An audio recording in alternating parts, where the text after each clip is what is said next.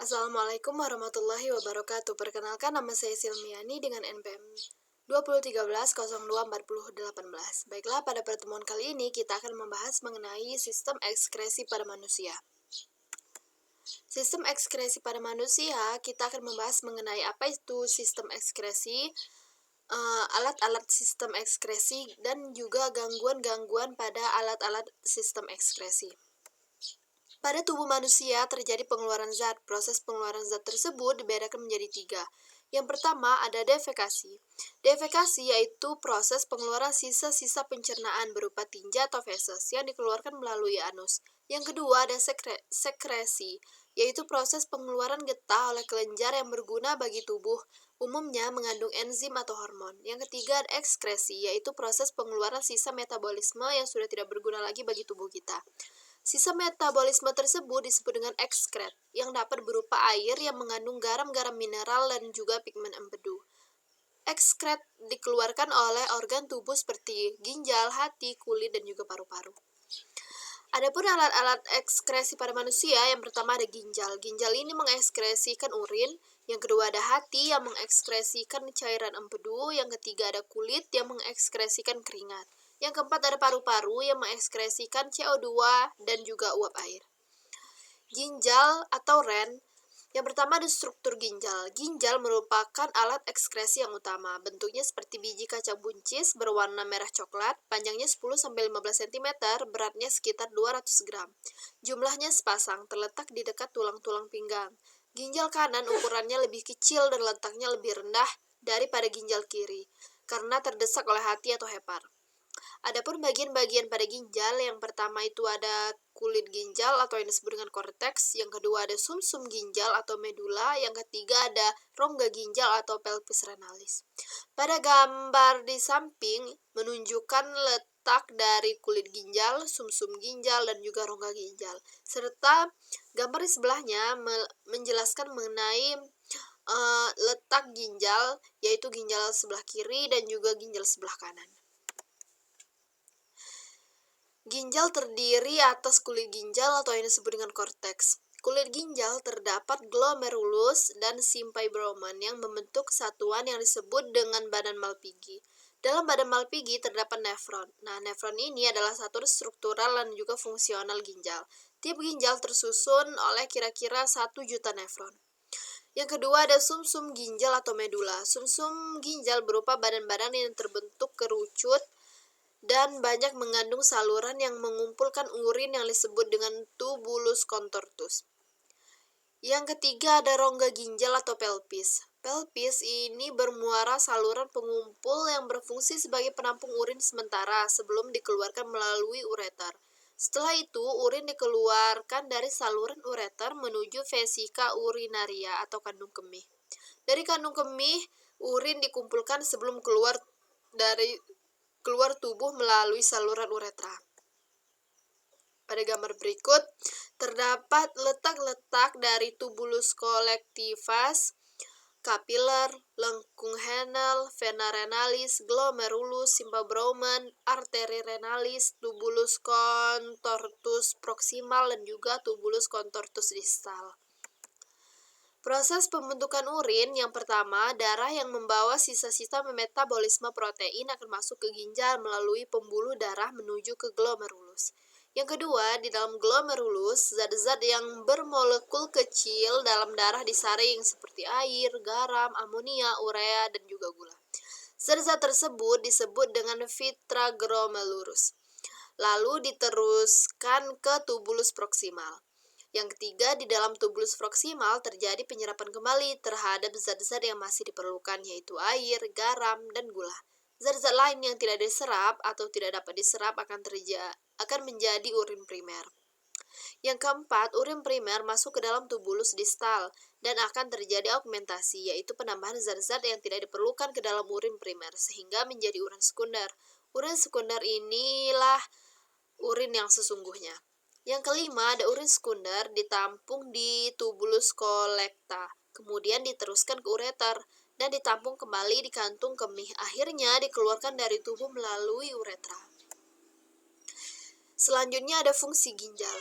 Fungsi ginjal adalah menyaring darah sehingga menghasilkan urin. Pembentukan urin terbagi atas 3 tahap. Yang pertama ada filtrasi atau penyaringan. Proses ini terjadi di glomerulus. Cairan yang disaring ditampung oleh simpai-Bowman.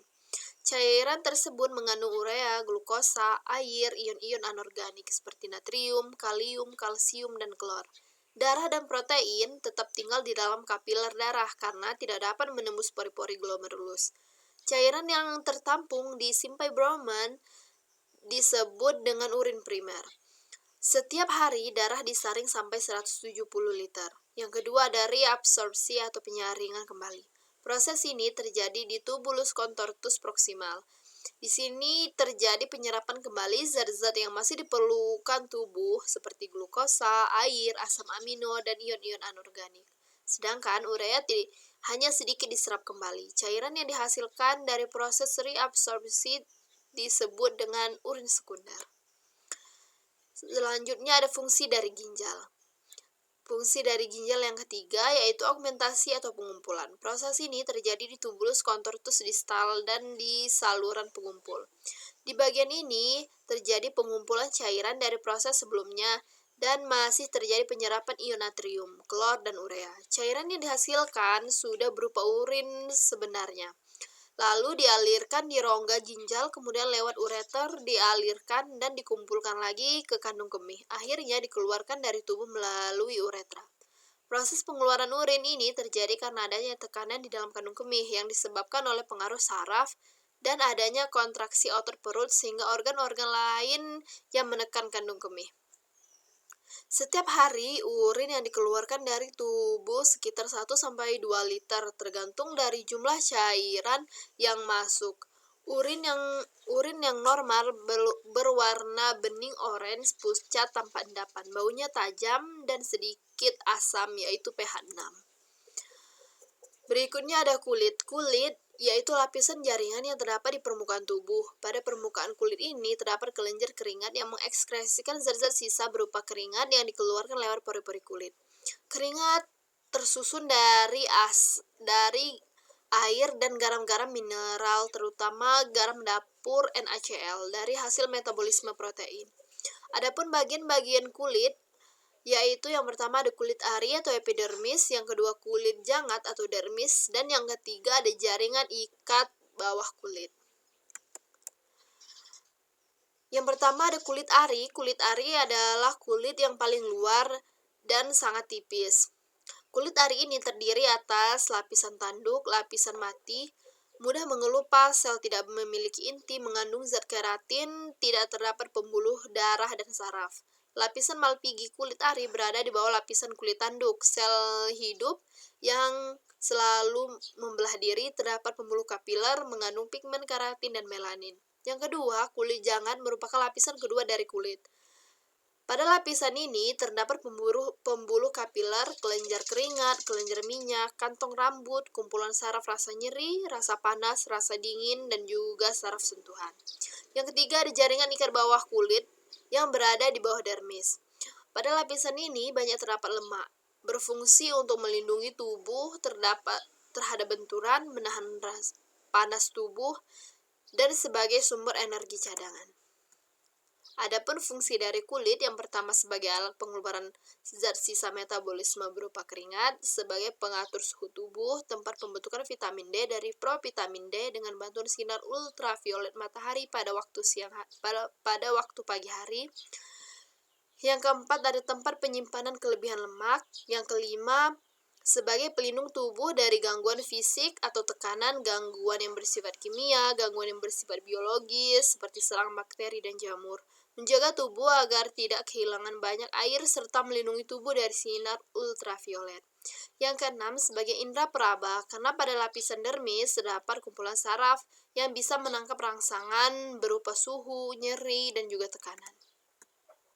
Berikutnya ada hati atau hepar. Hati merupakan kelenjar terbesar pada manusia, terletak dalam rongga perut sebelah kanan. Warnanya merah tua. Hati orang dewasa beratnya sekitar 2 kg. Hati ini menghasilkan cairan empedu yang berasal dari hemoglobin sel darah merah yang telah tua dan rusak yang dihancurkan di dalam limpa. Sel darah merah atau hemoglobin di dalam hati akan pecah menjadi hemin dan globin. Hemin diubah menjadi zat warna empedu. Zat warna ini akan memberikan warna pada feses dan urin jadi warna kuning. Dan globin dipakai kembali untuk menghasilkan sel darah merah yang baru. Adapun fungsi lain dari hati, yaitu menyimpan gula dalam bentuk glikogen, menawarkan racun, tempat pembentukan urea, membuat vitamin A yang berasal dari provitamin A, membuat fibrinogen serta protombin, mengatur kadar gula dalam darah, dan menghasilkan zat warna empedu. Berikutnya ada paru-paru. Paru-paru adalah organ tubuh yang bekerja sebagai alat pernapasan. Selain itu, paru-paru juga berfungsi sebagai alat ekskresi, yaitu mengeluarkan karbon dioksida atau CO2 dan juga uap air atau H2O.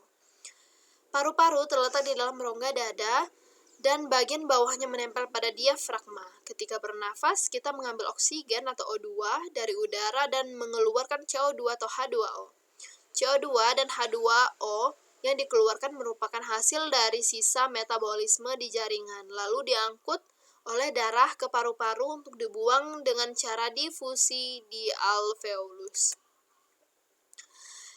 Berikutnya ada penyakit dan gangguan pada alat ekskresi. Yang pertama ada ginjal. Gangguan pada ginjal yang pertama ada batu ginjal. Batu ginjal terjadi karena adanya endapan garam kalsium dalam ginjal sehingga menghambat keluarnya urin dan menimbulkan rasa nyeri. Penyakit ini dapat diatasi dengan pembedahan dan sinar laser untuk memecah endapan garam kalsium. Yang kedua ada radang ginjal atau nefritis. Radang ginjal terjadi karena adanya kerusakan nefron atau glomerulus karena infeksi bakteri sehingga urin masuk kembali ke dalam darah dan penyerapan air menjadi terganggu sehingga timbul pembekakan di daerah kaki. Penderita nefritis bisa disembuhkan dengan cangkokan ginjal atau cuci darah secara rutin. Yang ketiga ada gagal ginjal. Gagal ginjal terjadi jika salah satu ginjal tidak berfungsi lagi. Penyakit ini dapat diatasi dengan cangkok ginjal atau menggunakan ginjal tiruan sampai ginjal yang asli dapat berfungsi kembali. Berikutnya ada gangguan dan penyakit pada kulit. Yang pertama ada biduran. Biduran ini ditandai dengan timbulnya bentol-bentol yang tidak beraturan dan terasa gatal. Pengobatannya dapat dilakukan dengan menggunakan resep obat yang diberikan oleh dokter. Yang kedua ada ringworm.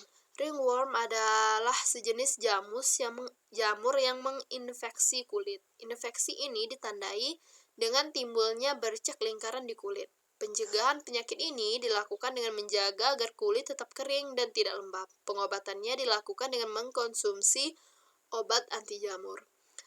Yang ketiga ada psoriasis. Gejala yang ditimbulkan adalah kulit kemerahan yang dapat terjadi di kulit kepala, sikut, punggung, dan lutut. Penyakit ini disebabkan adanya gangguan pada sistem kekebalan tubuh. Psoriasis belum dapat disembuhkan secara total, tetapi pengobatan teratur dapat menekan gejala menjadi tidak nampak. Yang keempat ada kanker kulit. Penyakit ini disebabkan oleh penerimaan sinar matahari yang berlebihan. Lebih sering menyerang orang yang berkulit putih atau terang, karena warna kulit tersebut lebih sensitif terhadap sinar matahari. Berikutnya ada gangguan dan penyakit pada hati. Yang pertama ada hepatitis. Hepatitis adalah radang hati yang disebabkan oleh virus hepatitis A dan juga virus hepatitis B. Virus hepatitis B lebih berbahaya daripada virus hepatitis A. Pencegahannya dengan melakukan vaksinasi.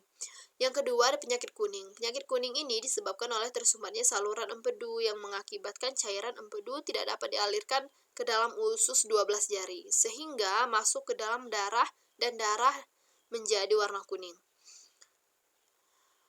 Berikutnya ada paru-paru. Yang pertama ada asma. Asma merupakan penyempitan saluran pernapasan utama pada paru-paru yang ditandai dengan susah untuk bernapas atau sesak napas, disebabkan oleh bronkospasme.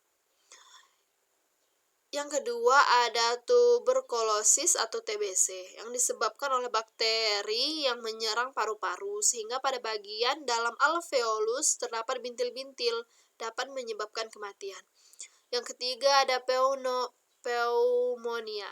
Penyakit ini disebabkan oleh bakteri, virus, atau jamur yang menginfeksi paru-paru di bagian alveolus sehingga oksigen susah masuk karena alveolus dipenuhi oleh cairan. Kesimpulannya, ekskresi itu sangat penting bagi tubuh manusia karena jika tubuh tidak memiliki organ ekskresi, tubuh kita tidak akan mengeluarkan kotoran dan akan menampung banyak toksin yang dapat membahayakan tubuh. Baiklah, mungkin sekian yang dapat saya sampaikan. Saya akhiri, wassalamualaikum warahmatullahi wabarakatuh.